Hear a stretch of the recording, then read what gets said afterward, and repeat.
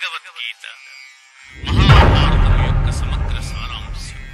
వాడు ఇంకా నా కళ్ళ ముందే తిరుగుతున్నట్టుంది. అనవసరంగా చచ్చాడు. ఎలా చంపాడో తెలుసా అన్న? బుల్లెట్లు మొత్తం దింపేశాడు. బాధపడకరా భయ్. ఏంటి బాధపడద్దా? నా కొడుకు మనందరినీ భయపెట్టడానికి ఎలా చేస్తున్నాడు. కానీ వాడికి తెలియాలి మనం భయపడతలేమని. అట్లా కాదురా భయ్. మరి ఎట్లా?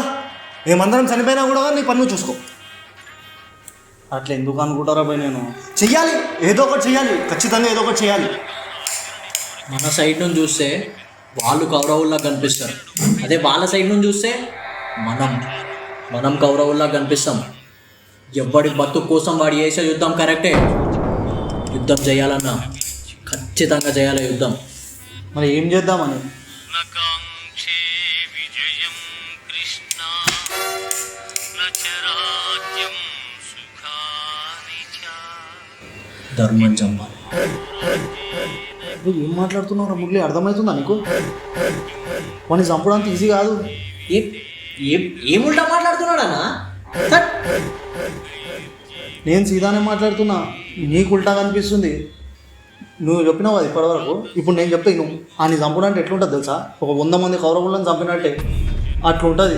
ఎట్లయితే రమ్మంతోటి అట్లాంటోనే చంపాలి. అట్లాంటోని చంపితేనే మన మీద భయం ఉంటుంది. అన్నా ఈ యుద్ధం చేసినా చస్తాం, చెయ్యకపోయినా చస్తాం. కానీ చెయ్యకపోతేనే ఖచ్చితంగా చస్తాం.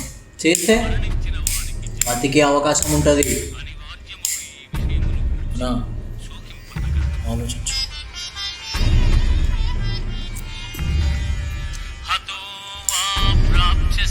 సరేరా భయ్, ఖచ్చితంగా చావాలడు. అది నిజం కాకుండా అది ఇప్పుడు సీదా మాట్లాడుతున్నావు నువ్వు.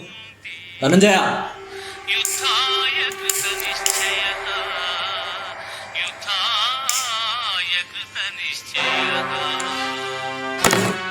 యుద్ధమున వర్ణించినచో వీరస్వర్గమును పొందెదవు, జయించినచో రాజ్యమును కోరుము.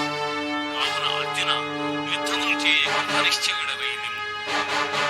కర్మణ్యేవ ఒక్క షాట్కి చంపాలి విని, ఒక్క షాట్కి చంపాలి. యుద్ధం మొదలు పెడదాం.